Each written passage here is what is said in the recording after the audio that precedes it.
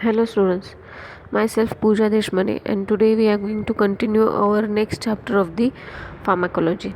So we have seen up to the drugs acting on the central nervous system. Okay, so drugs acting on central nervous system इथंपर्यंत आपण बघितलेले आहेत जे काही points आहेत ते.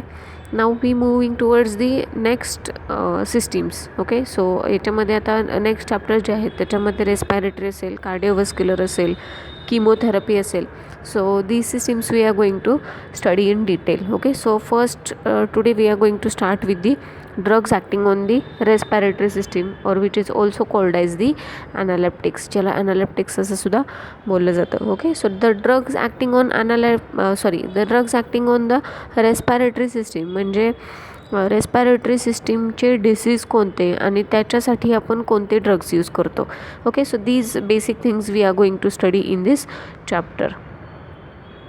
So first we are going to see respiratory stimulants. So basically respiratory stimulants जे use केले जातात, which is also called as analeptics, ते कुठे आणि ते म्हणजे काय आणि ते कुठे यूज केले जातात हे आपण पहिल्यांदा बघणार आहे. त्याच्यानंतर आपण कफ म्हणजे काय, what are the types of the cough, आणि कोणकोणते medication, classification of the drug, आणि कोणकोणते ब्रँड्स तिथे यूज केले जातात, different brands present in to the market, ते आपण तिथे बघणार आहे. And next is the bronchial asthma. हे तीन पॉईंट्स मेजर पॉईंट्स आपण याच्यामध्ये कवर करणार आहे. Okay, so first is the respiratory stimulants, or which is also called as the analeptics. Okay, so what is the respiratory stimulant? The drug which stimulate the respiratory center directly or reflexly are called as the respiratory stimulant. Okay, so these are the drug which stimulate the respiratory center.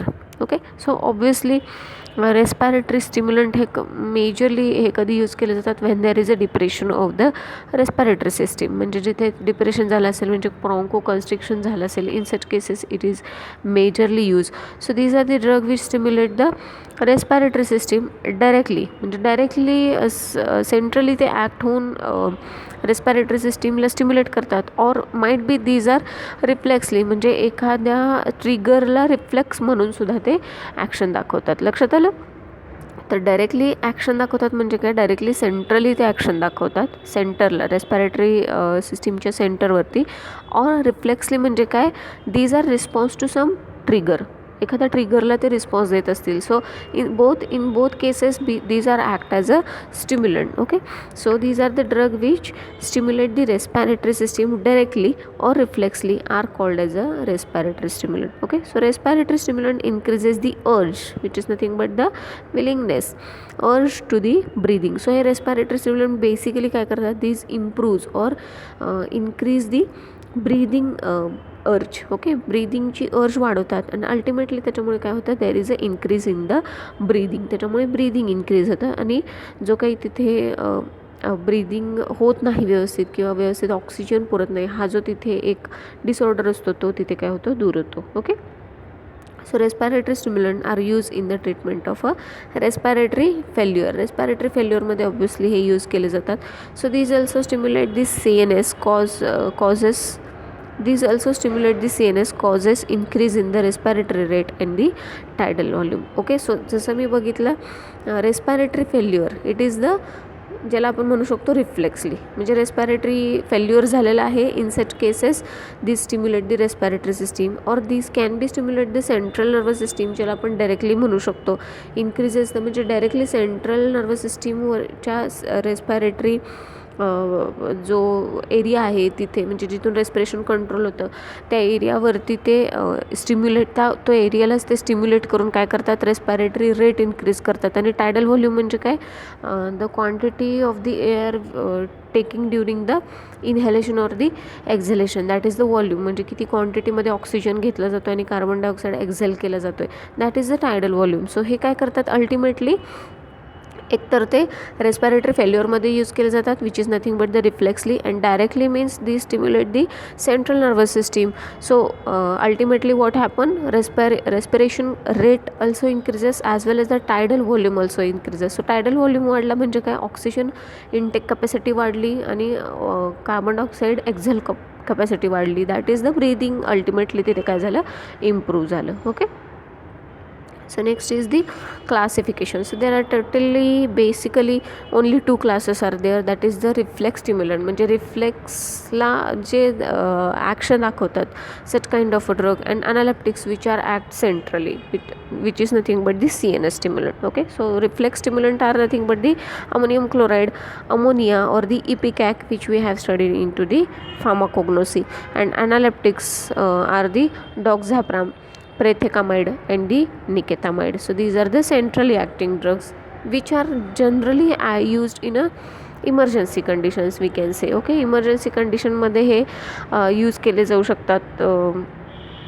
अचानक respiratory failure झालं तर ते पुढे आपण बघतोच आपण आता याचे यूजेस कधी कधी आहेत ते.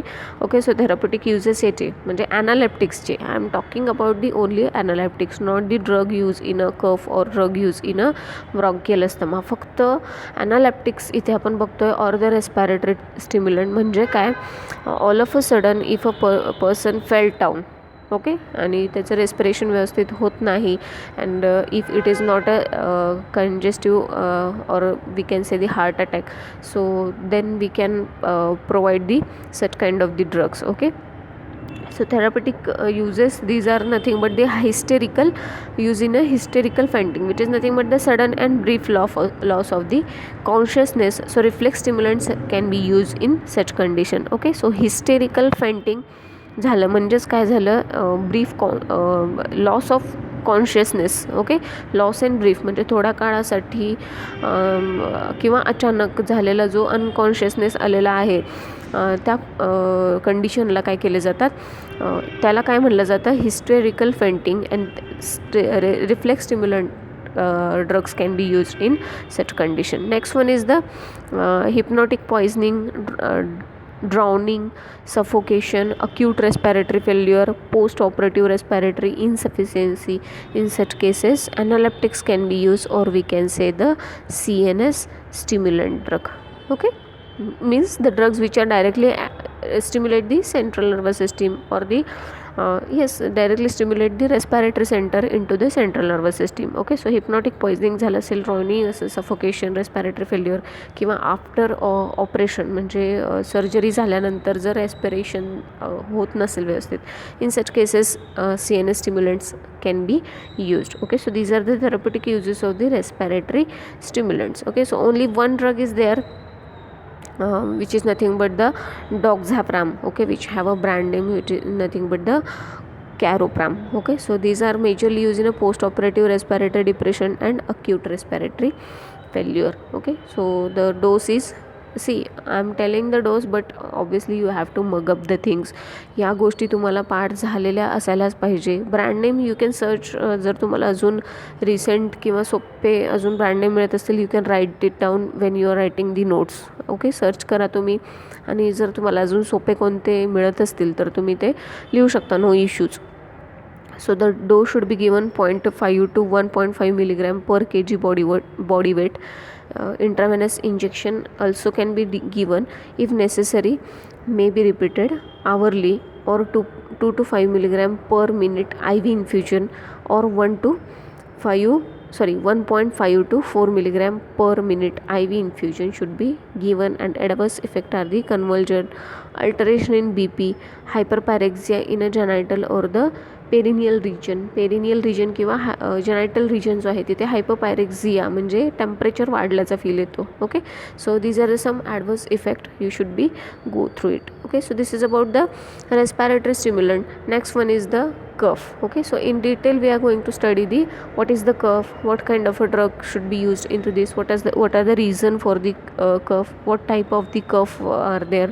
Okay, so these things we are going to study in detail. Okay, so cough is a protective reflex which causes expulsion of excessive respiratory secretion or foreign particle from the respiratory passage. Okay, so cough is a protective reflex. Okay, so cough produce होतो हा कशासाठी होतो, it is nothing but the protective एक protective action आहे आपल्या बॉडीची ती. जसं आपण रस्त्याने चालत असू आणि इन केस आपण कशाला तरी धडकतो आहे असं आपल्याला फील झालं तर आपण काय करतो, आपलं अंग चोरून घेतो. सो व्हॉट इज दिस, म्हणजे हे काय आहे, किंवा एखाद्या मेणबत्तीला हात लागला आपला तर आपण हात पटकन मागे घेतो. तर हे काय, it is nothing but the आपला रिफ्लेक्स आहे तो. प्रोटेक्ट करण्यासाठी स्वतःला. So cough is also protective reflex. Cough हा उगाच प्रोड्यूस होत नसतो.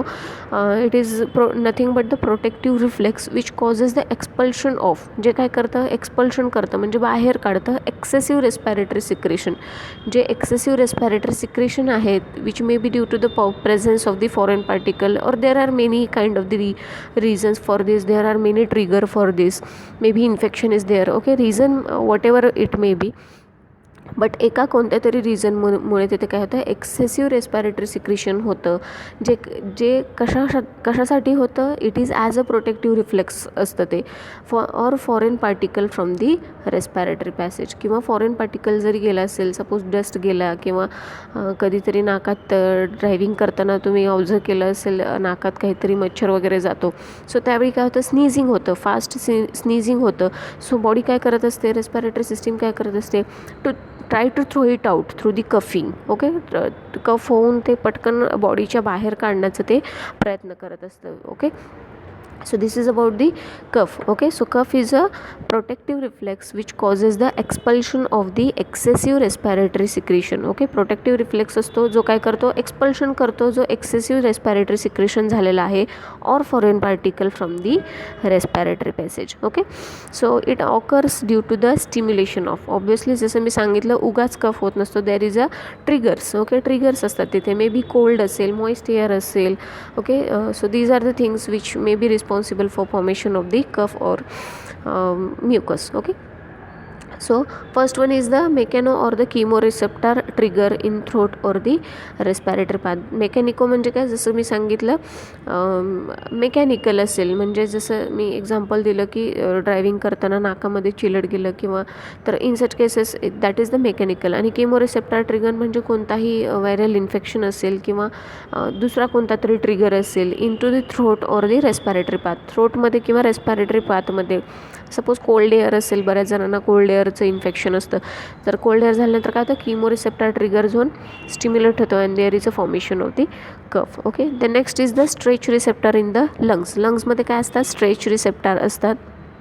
We stimulate the cough receptor in present in the medulla oblongata. Okay, so stretch रिसेप्टरचं म्हणजे थोडक्यात जर स्टिम्युलेशन झालं, so these are responsible to stimulate the cough centre which is present in to the medulla oblongata. Okay, so stretch receptor again there is a reason or triggers which is responsible for the stimulation of the stretch receptor. Okay, so these are the two basic reason for the stimulation of the cuff or production of the cuff. Okay, now we are going to see the two types of the cuff. Okay, or types of the cuff. So याच्यामध्ये totally basically दोन type आहेत जे आपण खूप commonly use केलेलं आहे, which is nothing but the dry cough and the moist cough और simply कफ. Okay, ज्याला आपण कफ किंवा ड्राय कफ असं म्हणतो, ज्याचं तुम्ही ब्रेनाडिल समथिंग काहीतरी नाव आहे, ते आपण बघितलेलं आहे एक्झाम्पल त्याच्यामध्ये Benadryl. Yes, it is Benadryl. तर ड्राय कफसाठी वेगळं सिरप येतं आणि कफसाठी वेगळं सिरप येतं. Okay, so first one is the useless cough. Useless cough which is nothing but त्याच्या नावावरूनच लक्षात ठेवायचं नॉन प्रोडक्टिव्ह म्हणजे म्युकस प्रोडक्शन तिथे होत नाही, which is nothing but the dry cough. Okay, useless cough which is also called as a non-productive cough and which is also called as a dry cough. Okay, so it is nothing but the non-productive cough म्हणजे याच्यामध्ये mucus सिक्रेशन्स तिथे तुम्हाला observe होणार नाहीत. It irritate the respiratory passage and can be suppress by antitussives. Okay, so हा जो कफ आहे हा काय करतो, जसं जर कोणी याच्या थ्रू गेलं असेल तर दे हॅव अ एक्सपिरियन्स, तर उगाचच घशामध्ये खवखव झाल्यासारखं होतं, ज्याला मराठीमध्ये म्हणतो irritate the respiratory passage. Respiratory पॅसेजला काय होतं इरिटेशन होतं आणि त्याच्यामुळे तो खोकला येत असतो किंवा घसा खवखव करत असतो. It can be suppress, so it can be reduce by using the antitussives. Okay, so antitussive use करून काय केलं जाऊ शकतं, हे कमी केलं जाऊ शकतं. सो अँटीटसिव्ह जसं आपण बघितलं अडुळसाईज one of the which is nothing but the vasaka, one of the example we have seen through from the pharmacognosy. Okay, so तुम्ही जेव्हा प्रॅक्टिस कराल किंवा तुमच्या घरात जर कोणी ओल्ड एज पीपल असतील who have suffering from the dry cough, ज्यांना खूप खोकला येतो कंटिन्यू, त्यांना हे असे अँटीटेसिव्ह फॉर एक्झाम्पल जे अडुल्स आहे which is very common and very popular marketed preparation, ते त्यांना कंटिन्युअसली डेली बेसिसवरती घ्यायला देतात. का? बिकॉज जो एक तर त्यांचा एज हा इश्यू तिथं आहे, but there are some triggers, त्यांची इम्युनिटी कमी झालेली असते which irritate the respiratory passage and that's why they need to take the antitussives. Okay, so next is the useful cough which is nothing but the productive cough, ज्याला आपण productive कफ म्हणतो. जेव्हा थंडी पडते तेव्हा ज्याच्या थ्रू आपण नेहमीच जातो, सो ज्याच्यामध्ये म्युकस प्रोडक्शन लार्ज क्वांटिटीमध्ये होतं. Okay, so it causes the expulsion of the mucus or the foreign particle from the respiratory passage. म्हणजे ह्याच्यामध्ये काय होतं, एक्सपल्शन होतं म्युकसचं, किंवा इन केस जर फॉरेन पार्टिकलचं तिथे एंट्री झाली असेल तर ते रिमूव्ह करण्यासाठी. So it serves to drain the airways. So basically हे काय होतं तर फॉरेन पार्टिकल तिथे स्टक झालेले असतील किंवा म्युकस सिक्रेशन करून काय करतं, ते ड्रेन करतं, ते जे एअरवेज आहे जो रेस्पिरेटरी सिस्टीमचा त्याला ते काय करतं, ड्रेन करून काढण्याचा प्रयत्न करतं. Okay, so this useful cough which is also called as a productive cough, it is divided into two type which is nothing but the acute and the chronic. Okay, so acute can be remain less than 2 to 3 weeks. Acute जो आहे it can be remain for the 2 to 3 weeks, म्हणजे literally 3 आठवडे म्हणजे बऱ्यापैकी महिनाभर हा राहिल्यासारखा राहतो, 20 ते 22 दिवस. And chronic may be remain for more than the 3 weeks, म्हणजे महिन्यापेक्षा जास्त वेळासाठी हा राहू शकतो. Okay, so next is the causes of the cough. Okay, so कफचे रिझन्स काय आहेत हे आता आपण इथे बघणार आहे. Okay, so the first causes of the cough means acute cough कशामुळे होतो किंवा क्रोनिक कफ कशामुळे होतो हे आपण इथे बघणार आहे. Okay, so acute cough it is due to the 2 reasons which is nothing but the infectious और the non infectious. Okay, so under infectious there is a infection of the upper respiratory tract, cold और the sinus infection, म्हणजे basically जो commonly खूपच होतो सगळ्यांना, that is cold air असेल किंवा moist एअरसुद्धा असेल. इन सच केसेस काय होतं, अप्पर रेस्पिरेटरी ट्रॅक इन्फेक्शन होतं किंवा कोल्डमुळे किंवा सायनस इन्फेक्शन ज्यांना होतं. So it is due to the infection and which is last for the 2 to 3 weeks. Okay, 2 to 3 weeksसाठी हा राहतो. Non infectious it is nothing but the bronchitis, asthma किंवा environmental allergens असतील. So these are the some reasons for the cough. Okay, next is the chronic which is due to the environmental irritants, smoking, chronic bronchitis, particulate matter और pulmonary TB. Okay, so these are the reasons और causes for the cough. Okay, next is the antitussives. Okay, so आता drugs as a drug आपण इथे एक्सपेक्टोरंट्स use करतो, म्युकोलायटिक्स use करतो किंवा अँटीटेसिव्ह हे drugs आपण तिथे यूज करतो. तर त्याचे मीनिंग्स काय हे आपण डिटेलमध्ये बघणार आहे आणि त्याची परत क्लासिफिकेशन बघणार आहे. ओके, सो अँटीटेसिव्ह म्हणजे काय हे आपण ॲक्च्युली फार्माकोग्नोसीमध्ये बघितलेलंच आहे, but obviously here we are going to see in the detail. So the drug which are use in a treatment of a cough असं बघितलं होतं आपण याच्यामध्ये फार्माकोग्नोसीमध्ये, but it is use in a symptomatic cough which is nothing but the dry cough. Okay, so antitussives these are majorly use in so basically simply तुम्ही example लक्षात ठेवायचं अडुळसा which is given to the old age person. Old age लोकांना ज्यांना खोकल्याचा त्रास आहे, ज्यांना आपण अडुळसा देतो, that is a simple example which you can easily remembering. Okay, so the drug which are used in a treatment of the symptomatic cough which is nothing but the dry cough are called as a antitussives, or which are also there is a one more definition, that is the pharyngeal demulcent or the cough center suppressant used for the treatment of a non-productive cough or the dry cough are called as the antitussive. Okay, next is the expectorant and the mucolytic. Okay, so you should know the difference between both of these. Okay, so the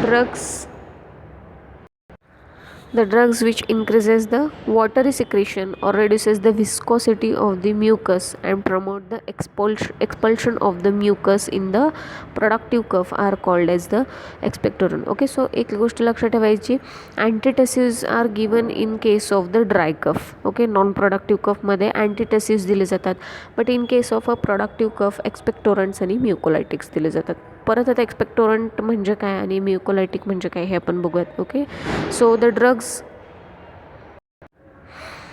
Okay, so mucolytic, these are the drug which increases the watery secretion or reduces the viscosity of the mucus. Okay, so expectorant काय करतात, म्युकसची viscosity काय करतात ते decrease करतात and promote the expulsion. आणि viscosity decrease झाल्यामुळे काय होतं, एक्सपल्शन होतं, म्हणजे पटकन ते नाकावाटे किंवा तोंडावाटे निघून जातो कफ, जे लहान मुलांमध्ये मेजरली कफ झाल्यानंतर दिलं जातं. Okay, both are given in the actually in all age persons. Okay, so expectorant हे काय करतात, हे जे कफ आहे त्याला म्युकस आहे त्याचं विस्कॉसिटी रिड्यूस करतात, त्याचा वॉटरीनेस हा इम्प्रूव्ह करतात आणि त्याच्यामुळे दिस कॅन बी, म्हणजे तुम्ही ऑब्झर्व केलं असेल, जर तुम्ही सिरप घेतलं कधी, एक्सपेक्टोरंट कधी जर घेतले, सिरप घेतलं, त्यानंतर काय होतं, कंटिन्यू तुम्हाला एक्सपल्शन होत राहतं ते. सो ते जेवढं रिमूव्ह करेल तेवढं बरं वाटत राहतं, कमी होत जातो कफ बॉडीमधला. So this is the only same thing. Okay, so next is the mucolytic. So these are the expectorant which depolymerizes the mucus and reduces its viscosity and promote the expulsion of the mucus in productive cough are called as a mucolytic. Okay, so इथे काय होतं, इथे आपण बघितलं वॉटरी secretion increase होतं किंवा त्याची viscosity ते रिड्यूस करतं. But in case of a mucolysis it depolymerizes the म्युकसला ते डिपॉलिमराइज करतं, त्याच्यामुळे विस्कॉसिटी त्याची काय होते, रिड्यूस होते आणि त्याच्यामुळे एक्सपल्शन इझी होतं. सो बोथ बेसिकली दोघं एकसारखंच थोड्याफार फरकाने काम करतात. बट म्युकोलायटिक जे आहेत हे खूप जास्त, जो कफ छातीत बसला म्हणतात, खूप चिकट कफ असतो, जो खाकरून पण काढू शकत नाही, खूप जास्त त्रास होत असेल, in such cases mucolytic can be prescribed. Okay, so this is about the antitussive, expectorant and the mucolytics. Okay, so now we will see the classifications. So basically I think 4 classes are there. Yes, 4 classes are basically there. So first one is the pharyngeal demulcent. Okay, pharyngeal demulcent which is nothing but the antitussives. Okay, जे antitussives म्हणून use केले जातात and these are used in a majorly dry cough मध्ये हे majorly use केले जातात. Okay, so these are the syrup, linctus, lozenges किंवा liquorice extract जे आपण शिकलो आहे, हे म्हणजे बेसिकली कोग्नोसीमधले जे ड्रग आपण शिकलो, these are majorly use as a pharyngeal demulcent which is nothing but used in a dry cough or as a antitussive. Okay, next is the expectorant. So expectorant again divided into different classes. So first one is the bronchial secretion enhancer. Okay, so the examples are the sodium or potassium citrate, then guafenazine, balsam of Tolu, Vasaka, ammonium chloride. These are the examples which improves the bronchial secretions. Next is the mucolytics, which is nothing but the bromhexine or the ambroxol. So this classification is important one. Okay, very commonly used आहे म्हणून हे विचारलं जाऊ शकतं repeatedly. तर तुम्ही जर बघितलात घरामध्ये सिरपची बॉटल, तर तुम्हाला हे काही ठराविक याच्यातले जे इन्ग्रेडियंट्स आहेत ते खूप रिपीटेडली बघायला मिळतील. सो ब्रोमहेक्झिन और the ambroxol, it is one of the common ingredient. Okay, so next is the commander the.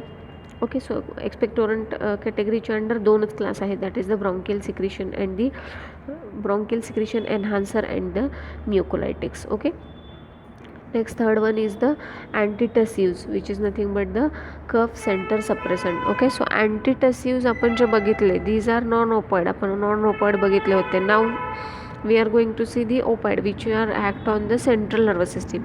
ते बेसिक बघितले होते जे जनरली यूज केले जातात. ओके, सो जनरली यूज केले जाणारे अँटीटसिव्ह ते आपण वरच्या क्लासमध्ये बघितले. Next is the antitussive which cough centre suppressant, म्हणजे जे कफ सेंटरच डायरेक्टली ते काय करतात, सप्रेस करतात. So opioid and the non opioid agents are there. So opioid म्हणजे codeine, pholcodine, ethyl morphine, these are the examples. And non opioid which is nothing but the noscapine और the डेक्स्ट्रोमिथॉर्पॅन, हा सुद्धा तुम्हाला खूप कॉमनली बघायला मिळेल. And the chlorphenidol. Okay, so these two are the very common ingredient if you observe on the syrup bottle. Okay, next is the antihistaminic. So antihistaminic च्या under काय येतं, क्लोरफेनरामाइन विच इज very common.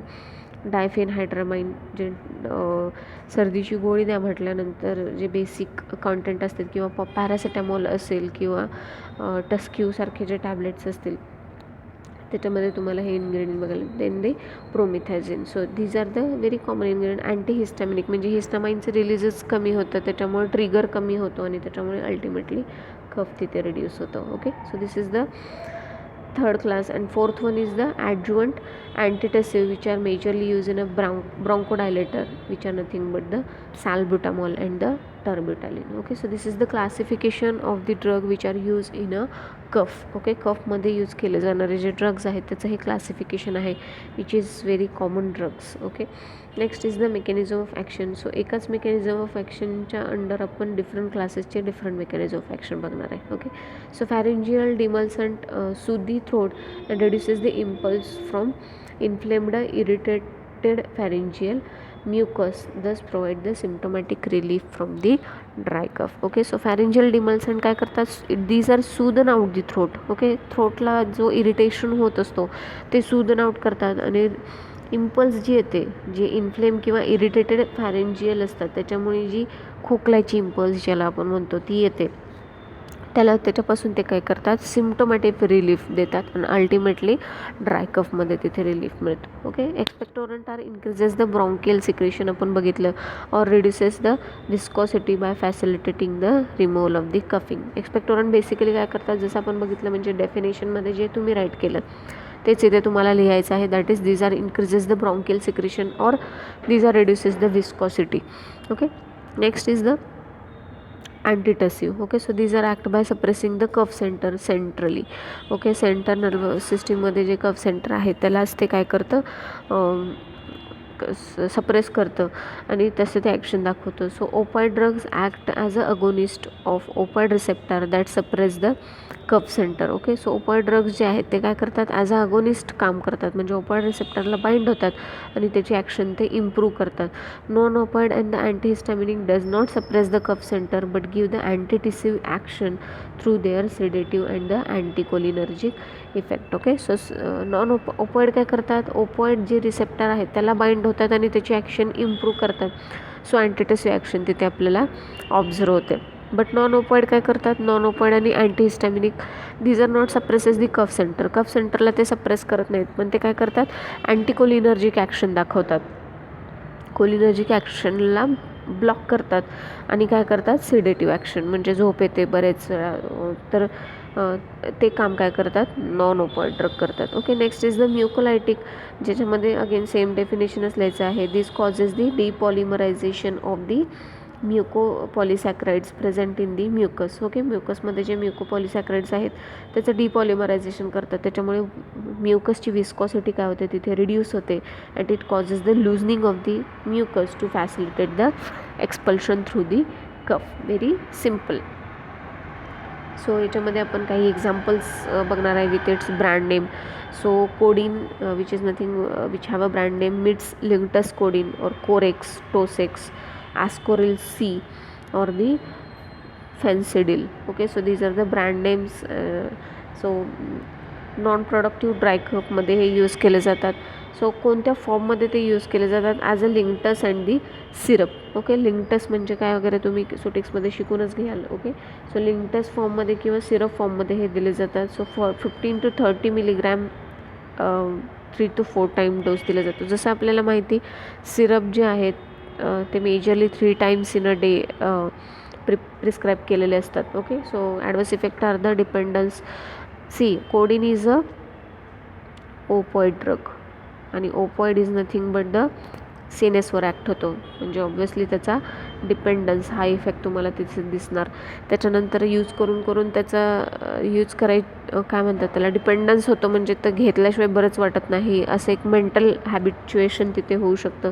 मग त्याच्यामुळे withdrawal सिम्पटम्ससुद्धा दिसतात. म्हणजे suppose काही दिवसासाठी तो घेतला आणि जेव्हा तो बंद केला जातो ड्रग तेव्हा विड्रॉल सिम्पटम्स दिसायला चालू होतात. लाईक ड्रग्स, जे ड्रग्स घेतले जातात नार्कोटिक ड्रग्स, त्याचे जसे विड्रॉल सिम्पटम दिसतात थोड्याफार प्रमाणात माइल्ड इफेक्ट त्याचा सेम तसंच दिसतात. Nausea, vomiting, constipation, drowsiness, impaired alertness वगैरे हे same, confusion, because these are centrally acting ड्रग्सचं विड्रॉल करताना किंवा त्याचे जे साईड इफेक्ट दिसतात बेसिकली तेच सगळे साईड इफेक्ट काय होतात तुम्हाला इथे दिसतात. ओके, रेस्पिरेटरी डिप्रेशन वगैरे, hypotension, हॅल्युसिनेशन, So this is the one of the important drug you should be study. Okay, next is the